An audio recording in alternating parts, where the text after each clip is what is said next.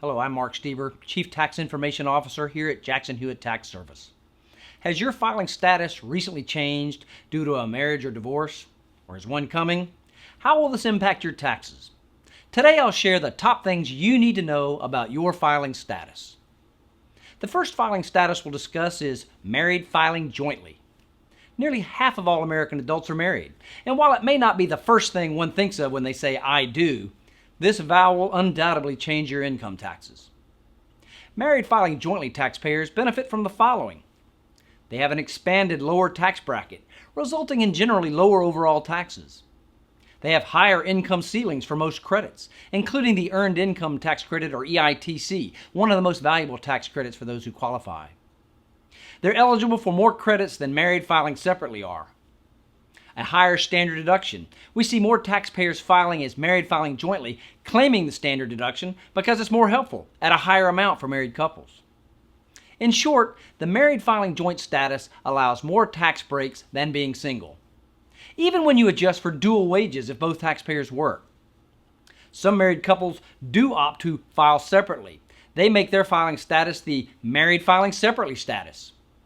Before you decide to file separately from your partner, be aware that this filing status pays at the highest tax rates. It is not eligible for EITC or the Earned Income Credit. It cannot deduct traditional IRA contributions and pays taxes on 85% of Social Security benefits. It also has the lowest standard deduction, and taxpayers who married file separately are solely responsible for that tax return and paying those taxes. In summary, it may seem cleaner to file separate when married, but there are tax implications and can result in higher overall taxes. For taxpayers recently divorced or who are looking at it, you're not alone. There's more than 1 million divorces every year in the United States, and your filing status will be much different.